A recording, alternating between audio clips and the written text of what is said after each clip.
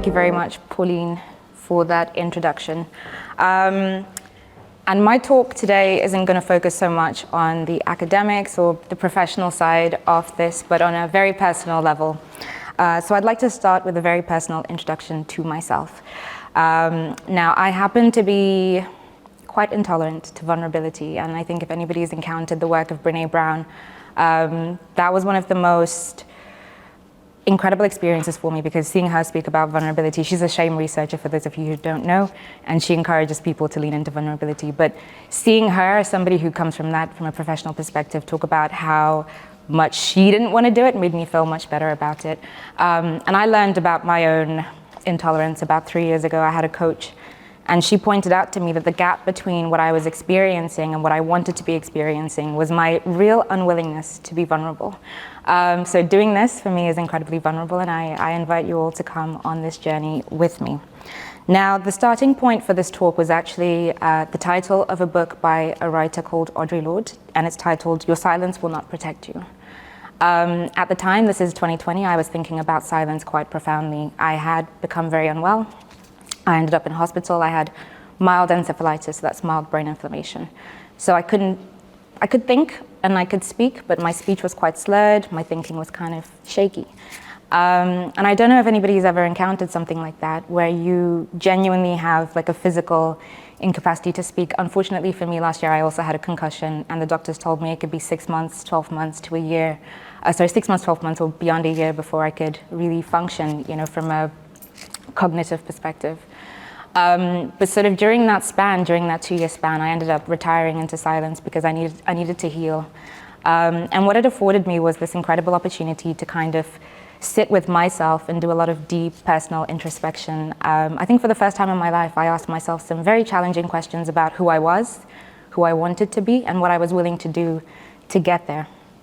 Now, in that same time span, it happened to be that George Floyd was murdered, and the ecosystem started thinking very deeply, right, about how we think about diversity, equity, inclusion, how we think about what is right and what we were going to do about it.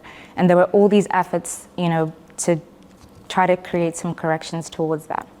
But the thing I started to notice was that there was a gap between, I think, number one, how we all arrived at that conversation. During that time, one of the things I experienced after George Floyd was murdered was a real profound sense of grief. Like I'd lost somebody I knew. This is a man, right, in America. I have no personal relation to him. But I genuinely struggled as an individual. Found it hard to get out of bed. It took me about a week of experiencing that before I started speaking to people in my network, and it turned out I wasn't the only one. And I think that when we talk about race and we talk about diversity, and I love that Fernando came before me, because we talk about numbers, right? A lot of the times we talk about data, and data is important, and I love the work that you guys are doing, but we never talk about what it feels like to be a Black person, to wake up and be judged by the color of your skin, to know that somebody might judge you just based on something you can't control. We don't talk about what it's like when a man is murdered by the police force of his country, and you have to still wake up and go to work and function. So for me, silence was very startling, and I became very interested in the silences that we nurse as individuals from a very personal perspective, but also for those of us who are othered, underrepresented, the silences that we bring with us when we now come into the collective spaces, whether that's groups like this or at work. But in the end, what I knew was true was that my silence wasn't the important thing. It's what I did with my silence, right? How I transformed my silence into language and action.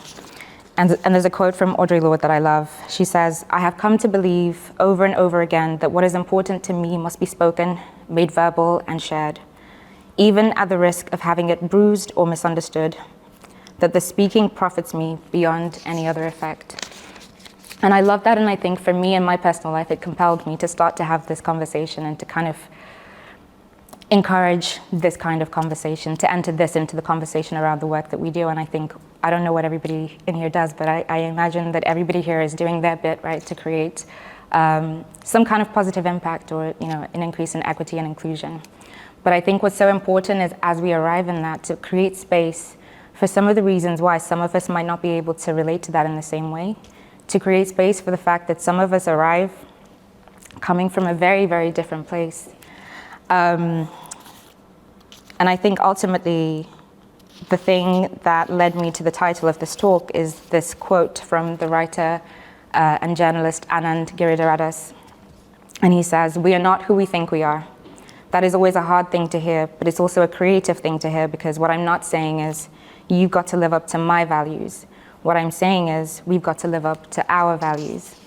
And I was thinking about this at the end of last year. In Q3 2022, in the UK, Black founders received 0.12% of venture capital funding. We were going backwards. After 2 years of concerted conversation, a lot of data being collected, lots and lots of initiatives being built, we were going backwards. And the question for me was, why? Why are we going backwards? What are we doing wrong? What aren't we doing? What are we speaking about that we shouldn't be? And what aren't we speaking about that we should? Now, I have a few thoughts on that matter. I think that a lot of times what I'm seeing is that diversity initiatives are kind of like a plaster, right, that's being applied to this issue. People know they have to do something, they do something for the sake of looking like they're doing something. But what I'm seeing in a lot of organizations, and I've spoken in some of these organizations, is that where you don't have the buy-in from the senior leadership, this ends up just being an exercise in like a nice initiative within the company. I think that's one thing. But I think the deeper thing that I've come to see is that there are so many people in the ecosystem who don't feel comfortable having some of the challenging conversations around this. There's a great example. There's a VC based in London called Local Globe. They actually run something called Blackout Tuesday every quarter. And they invite some of these conversations. But I think the thing they don't speak about as much is they have the public event that happens in the afternoon, but in the morning as a team, they actually get together and they speak about topics, really challenging topics, right, around identity, equity, inclusion, how that's actually done, in the workplace, but also some of the personal things that people bring to the table.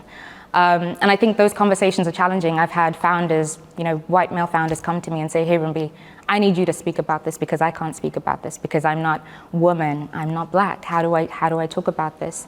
I've had people say, "We want to, but we don't have the time. And I don't have the time as a leader to get, equipped to be able to handle this and to be able to run this." And I think this is why this quote speaks to me so much, that it's not about people living up to my values, right? It's about us creating this common standard and this common language around how we approach these topics, creating the space for people to show up with all of the different, I don't want to say baggage, but I think all of the different things that we arrive with based on the specificity of our experience. And I'm not a huge fan of every single talk or conversation having a takeaway. But what I do want to say is this. Vulnerability is incredibly challenging for me. I don't know if you can tell, but I'm shaking. But the thing that I want to say is, if I can do it, right, if I can stand up and I can speak and I can reveal myself so openly, I think that I hope that can encourage all of us here to be able to take that and bring that into our different spaces, whether that's professional or not. Thank you.